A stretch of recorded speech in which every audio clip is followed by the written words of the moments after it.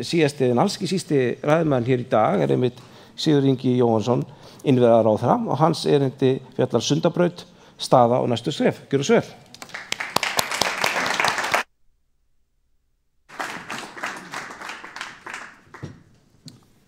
Já, takk fyrir ágætu gestir og takk fyrir boðið á þennan mikilvæga fund sem þið eruð búin að vera með hér í allan morgun. Skilst það sé orðið talsvert efni sem við þurft að innbyrða. En ég læra þetta. Svona. Já, þetta virkar. En Reykjavík og höfuðborgarsvæðið hefur byggst upp á þessum fallega stað við sundin Blá og Eyjar og Vogskorna strönd. Það var bara dufþakkur þrællinans Ingólfs sem vildi búa annar staðar og setti sig niður á hól fyrir austan Hvolsvöll, ef maður rétt. Sveitarfélögin á svæðinu hafa fyrir löngu gróið saman, vaxið saman og fyrir íbúa virka svæðið sem ein heild. Í gegnum árin hefur skipulag byggðarinnar þróast með þeim hætti að margar af stærstu vinnustöðum og menntastofnunum landsins eru staðsettar hér á Nesinu í eldri hverfum Reykjavíkur, á meðan stór hluti íbúabyggðar staðsettur fyrir utan. Og þessi uppskipting hefur síðan skilað sér í daglegum ferðalögum milli svæðanna, kvölds og morgna. Og eins og sést á þessari mynd að þá liggja leiðir svo til allrar þessar leiðir umferðar þröngt svæði sem afmarkast af Fossvogi og Elliðavogi. Þyngst umferðin úr austri á Vesturlandsvegi í Ártúnsbrekkunni og raunar það umferðarþyngsti staður landsins þar sem umferð á virkum degi fór yfir 100.000 ökutæki árið 2017. Hefur svo sem ekki náði aftur, getur nú sjálfsagt gert það. Meðal annars vegna uppbyggingar í Mosfellsbæ og í nýjum hverfum Reykjavíkur í Úlfarsárdal, þá hefur umferð á þessum stað aukist mikið eða hátt í 50% síðan 2010. Þessi þróun kemur auðvitað ekki óvart. Hún var skipulögð með þessum hætti og það því ekki að undra að byggðaskipulag bæði Reykjavíkurborgar og höfuðborgarsvæðisins í heild hafi fyrir löngu farið að gera ráð fyrir annarri tengingu, ólíkri hinum yfir sundin. Og það auðvitað Sundabraut og þá getur maður spurt af hverju. Hverju breytir hún? Jú, hún liðkar svo sannarlega fyrir umferð á höfuðborgarsvæðinu með því að vera annar valkostur inn í borgina. Þannig bætir hún ekki bara samgöngur frá Grafarvogi, Grafarholti og Mosfellsbæ, heldur líka þeim sem koma lengra að, frá Akranesi, Borgarnesi og víðar á Vestur- og Norðurlandi. Hún eykur hagræði atvinnustarfsemi, meðal annars í Sundahöfn, með því auðvelda vöruflutninga. Og verði brú fyrir valinu, eins og ég hef nú talað kannski meira fyrir, mun hún ekki aðeins bæta aðstæður fyrir einkabílinn, fjölskyldubílinn, heldur myndi hún einnig búa til nýja og mun styttri leið fyrir gangandi og hjólandi úr Grafarvogi og Mosfellsbæ niður í bæ.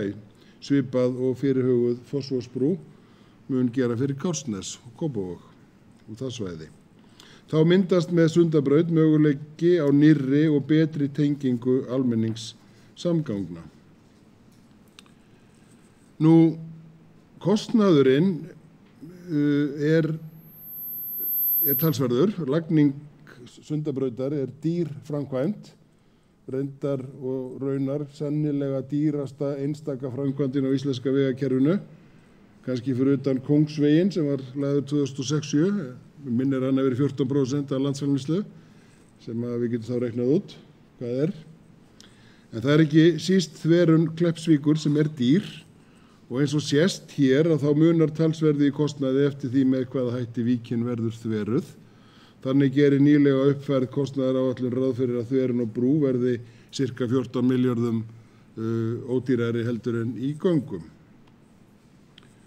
En hver eru áhrifin á umferð? Leið og við ræðum áætlaðan framkvæmdakostnaði verkefninu mjög mikilvægt að átta sig á því að verkefnið fjárfesting sem skilar þjóðfélaginu arði. Meiri arði en kostnaði runnar, mun meiri, en meirum það aðeins síðar. En Sundabraut mun hafa mikil áhrif á umferð á höfuðborgarsvæðinu.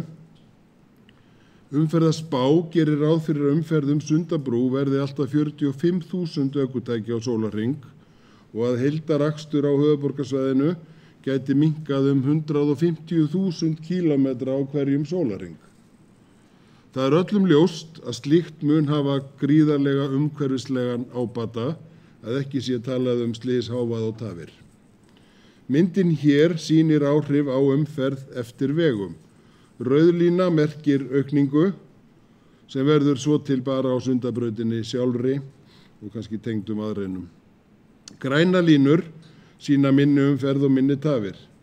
Og ég veit ekki hvort það er hægt að sjá það almennilega, en þarna er gert ráð fyrir að umferðin í Ártúnsbrekkunni minnki 39.000 bíla á sólarhring og á Gullinbrú 15.500.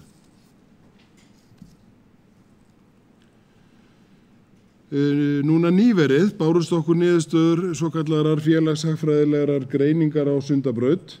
Niðurstöður hennar voru að núvirtur þjóðhagslegur ábati til næstu 30 ára væri áætlaður á bilinu 286 til 236 milljarðar króna.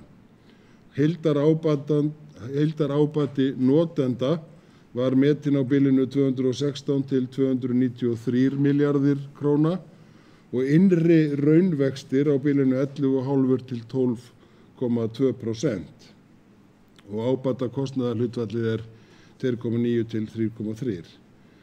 Ábati af minni umhverfisáhrifum, þar með talið útblástur gróðurhúsalofttegunda, metin 22 milljarðar. Þetta eru fáheyrðar tölur í íslensku samhengi. Ábatinn slíkur að þó framkvæmdin sé ein sú dýrasta í Íslandssögunni, mun hún engu að síður borga sig upp á fáeinum árum. Með öðrum orðum, við höfum ekki efni að láta þetta ekki gerast. Samfélagið, íbúar svæðisins, munu njóta stærsta hluta ábatans eins og fór yfir hér áðan.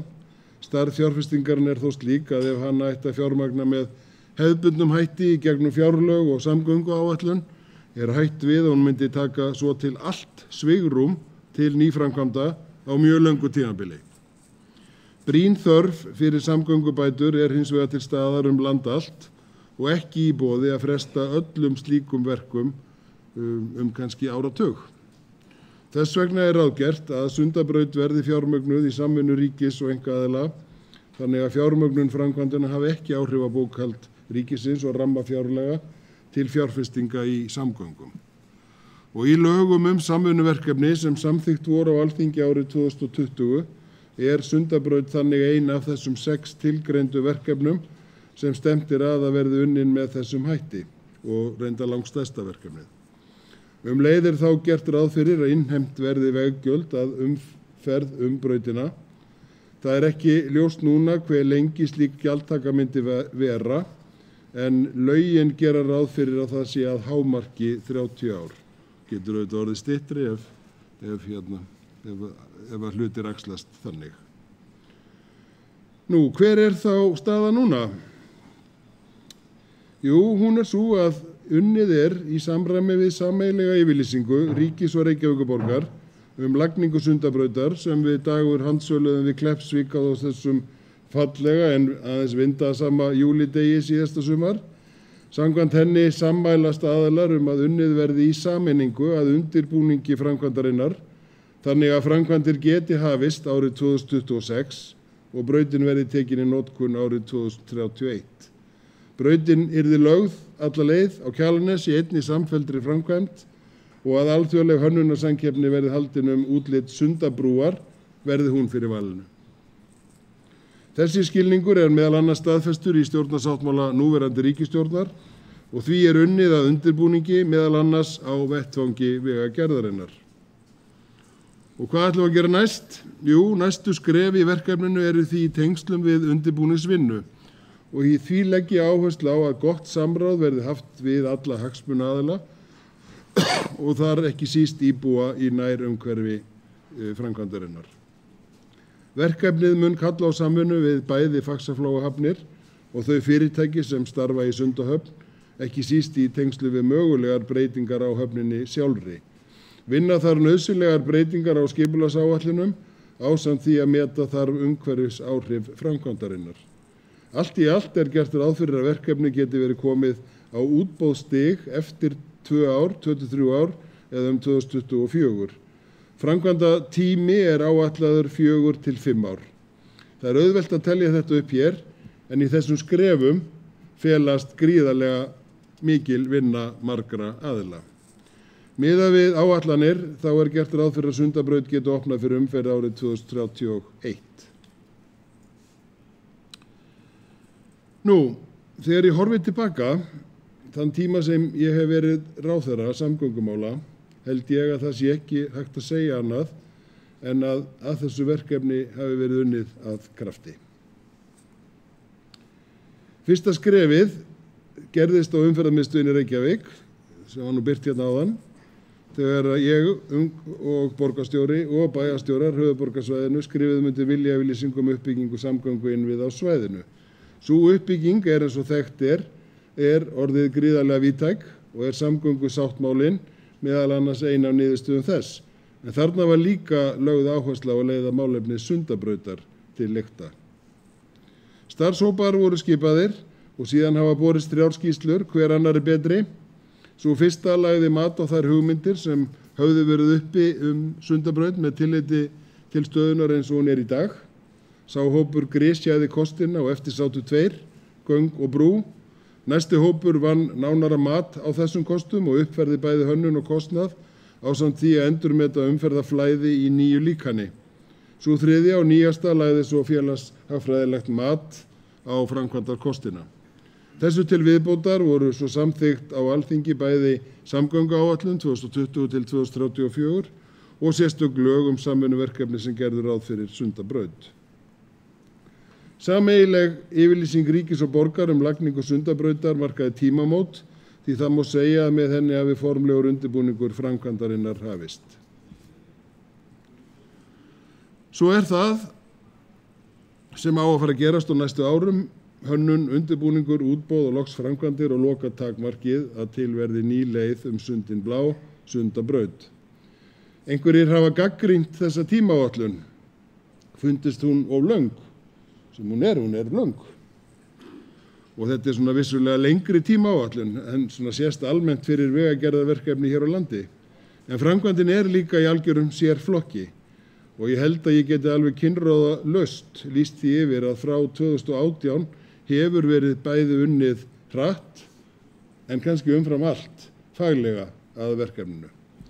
Og ef við setjum hlutin í samhengi og horfum á raunverulega tímalínu verksins frá upphafi þess árið 1975, sjáum við að það einmitt loksins núna sem hlutirnir eru sannarlega komnir á hreyfingu.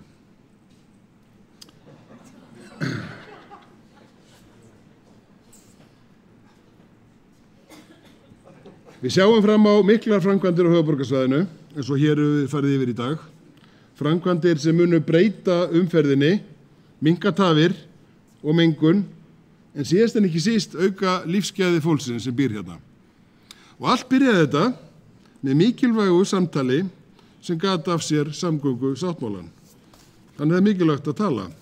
Takk fyrir áheyrnina.